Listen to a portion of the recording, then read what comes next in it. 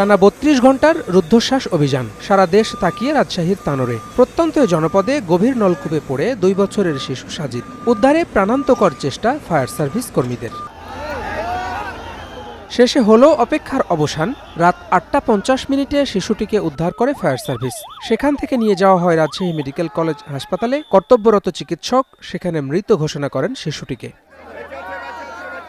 রাত ১০টায় ঘটনাস্থলে ব্রিফ করেন ফায়ার সার্ভিসের অপারেশন ও মেইনটেন্যান্স বিভাগের পরিচালক। জানান, দুর্ঘটনা এড়াতে সবার দরকার সচেতনতা। ছোট ছোট আমাদের কিন্তু দুর্যোগগুলো ঘটে আমাদের বিভিন্ন ভুলের কারণে, অসচেতনতার কারণে এবং সাবধানতা না হওয়ার কারণে। তো এই ধরনের বিষয়গুলি শুধুমাত্র কাউকে দোষারোপ করার মধ্যে দিয়ে আমি থাকতে চাই না। আমি বলতে চাই যে আমরা নিজেরাও যেন সাবধান হই। শিশু সাজিদকে উদ্ধারের পর স্বস্তি দেখা যায় সবার মাঝেই। উচ্ছ্বসিত অনেকেই প্রত্যাশা করতে থাকেন অলৌকিক কোনো সংবাদের। তবে সে উচ্ছ্বাস বিষাদে রূপ নেয় কিছুক্ষণের মাঝেই। উদ্ধারের আগেই পরপারে পাড়ি জমিয়েছে শিশু সাজিদ।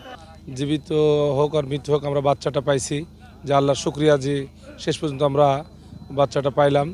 তারপরে সংবাদ যেহেতু পাইলাম যে বাচ্চা আমাদের মারা গেছে, আমরা অনেক মর্মাহত। যারা এই গভীর নলকূপটা খনন করছে তাদের অসাবধানতা এবং তাদের দায়িত্বহীনতার কারণে এই আজকের এই অঘটন। এই জিনিসটা যদি আমরা সচেতন হইতাম, মোজায় দিত বা এই জিনিসটা যদি খেয়াল রাখতো, তাহলে আজকে এত বড় দুর্ঘটনা ঘটতো না। বুধবার দুপুরের পর ওই পাইপে পড়ে যায় সাজিদ। এ ঘটনায় নতুন করে আলোচনায় এসেছে বরেন্দ্র অঞ্চলের হাজারো গভীর নলকূপ। Desk report, star news.